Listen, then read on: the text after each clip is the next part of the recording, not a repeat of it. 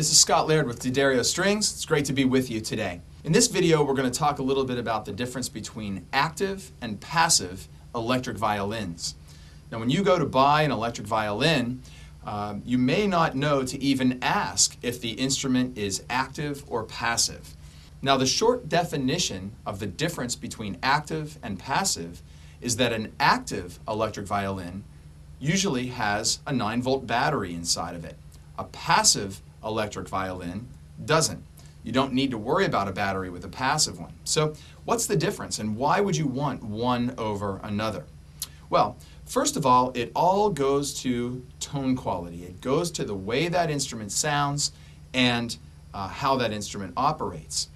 A passive electric violin typically doesn't have quite as wide a range of tone quality. In other words, that area of frequencies that are accentuated with that instrument is thinner than with an active electric violin.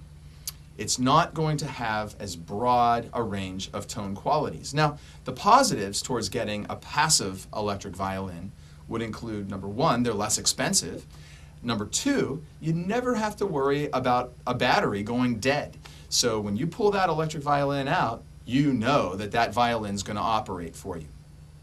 Now, why would I want to get an active electric violin? They certainly are more expensive, but there must be some benefits towards having it.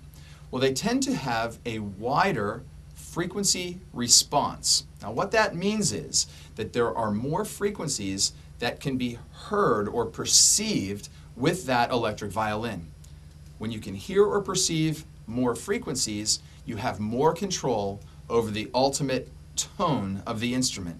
So a lot of times instruments with active tone controls have just more opportunities for really fine-tuning that tone to a place where you really like it. So when you're looking at an electric violin, you want to see if there's a spot for a 9-volt battery in the back. I'm playing an NS Design CR series electric violin, and it is an active electric violin. The NS Design Wave violin is a less expensive violin, and it is a passive instrument. Now, there are a few other features to an active electric violin that you probably ought to know about. One is that with an active electric violin, there is often an output jack that you can put your headphones into and practice. I'm sure many of you have heard of silent practice violins, and active violins can pretty easily be adapted to have a headphone jack. So if you ever want to plug your headphones in and practice in a hotel room, or maybe you want to practice while in your bedroom so your family can't hear you practicing, or maybe if you're a teacher and you want to have students practicing all in the same room, this can be a really great feature of an active electric violin. It's also important to note that typically when you plug in an active electric violin, just like so, you're turning on the instrument.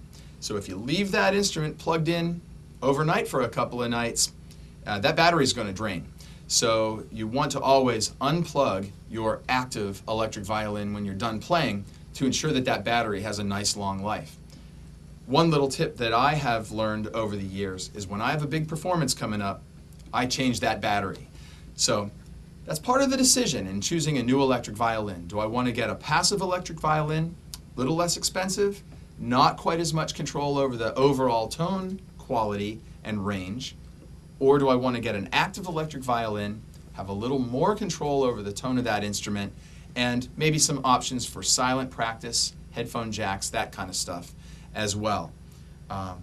Good luck with your decision, and I hope this has made the difference between active and passive instruments a little more clear for you today. Take care.